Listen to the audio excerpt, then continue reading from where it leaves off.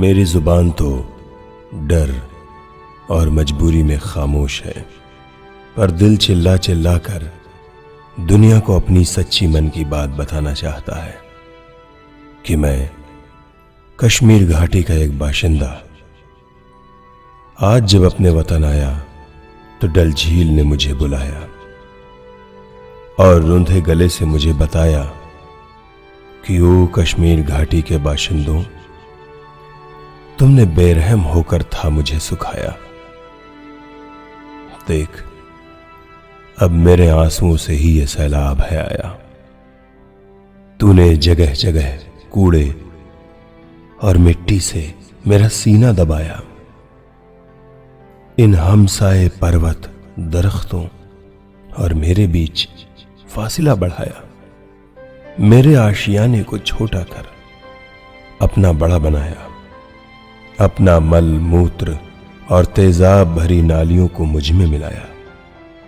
मेरे नायाब पानी को भी न पीने लायक कर दिया। इसीलिए खुदा ने आज तुम बाशिंदों को पानी के बीच ही पानी की एक एक बूंद को तरसाया।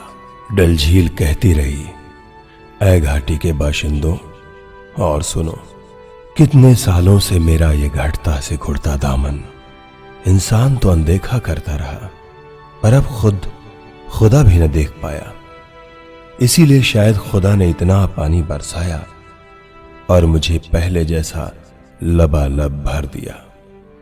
डल झील सुबक सुबक कर कहती रही कि तुम लोगों ने तो इंसान और इंसान में ही फर्क कर दिया, तो फिर मेरी क्या बेसात? इतने इंसानों को तुम लोगों ने क्यों बेघर कर दिया? अरे तुम तो वो इंसान हो जिसने पड़ोसियों को मारा और दुर्दशा कर दी। तुमने अपनी ही सरजमी को बर्बाद कर दिया। खुदा की बनाई इस जन्नत को दोज़ख क्यों बनाया?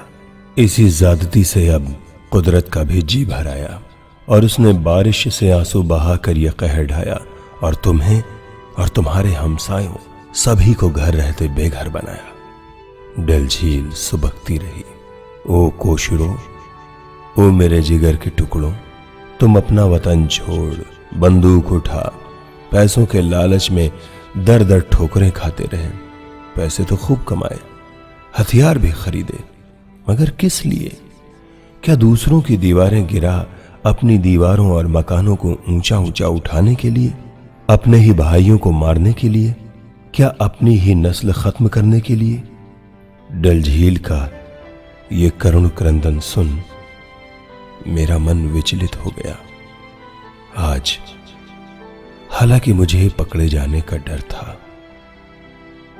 पर फिर भी सैलाब में डूबते वतन की खबर सुन मैं बोरों में पैसा भर अपना घर बार बचाने वतन दौड़ा आया तो देखता हूं कि डल झील की आंखों से बहते मटमैले आंसुओं से जो सैलाब आया था उसने हम बाशिंदों की उन ऊंची ऊंची दीवारों और तिमंजिले मकानों को ढहाकर कहीं कहीं तो हमारी तीनों पीढ़ियों को दफनाया था। जिस फौज से मैं डरता बचता फिरता था, उसी फौज की रेस्क्यू करने वाली नाव में बैठ पैसों का थैला सीने से लगाए आज जब मैं अपने घर की गली में आ रहा था तो रास्ते भर देखता रहा कि लोगों के रोने कलपने के शोर में भी एक मौत का सन्नाटा था और मेरे तिमंजिले आशियाने का कहीं नामो निशान तक नहीं था। थे तो सिर्फ सैलाब के थपेड़े जो कुछ अधगिरी दीवारों और दरवाजों से टकरा टकरा कर जैसे सिर धुन रहे थे। सोचता हूं शायद हमारी अक्ल मारी गई थी। क्या फायदा हुआ उन हथियाए हुए मकानों और जमीनों का जो किसी के काम ना आए?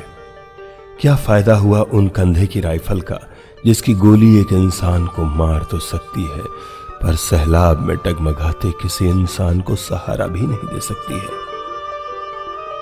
जरा देखो इन तैरती हुई लाशों में कौन था इंसान, कौन था हैवान, कौन था अलगाववादी, कौन था जिहादी? कहां गई आजादी? आज मुझ जैसे भटके हुए परेशान इंसान को भी जैसे इन लफ्जों से नफरत हो गई है। इन्हीं नापाक लफ्जों ने हम इंसानों के मन में जहर भर दिया। लल्लीश्वरी ने भी बरसों पहले यही कहा था कि वो कौन, मैं कौन, और तू बता तू कौन। आज मैं एक पछतावे में डूबा इंसान, जो अब तक एक दहशतगर्द कहलाता था, सबसे इल्तिजा करता है कि या अल्लाह हम सबको मुआफ कर। अगर हम अब हर इंसान की इज्जत और हर इंसान से मोहब्बत कर सकें तो खुदा की सबसे बड़ी इबादत यही होगी।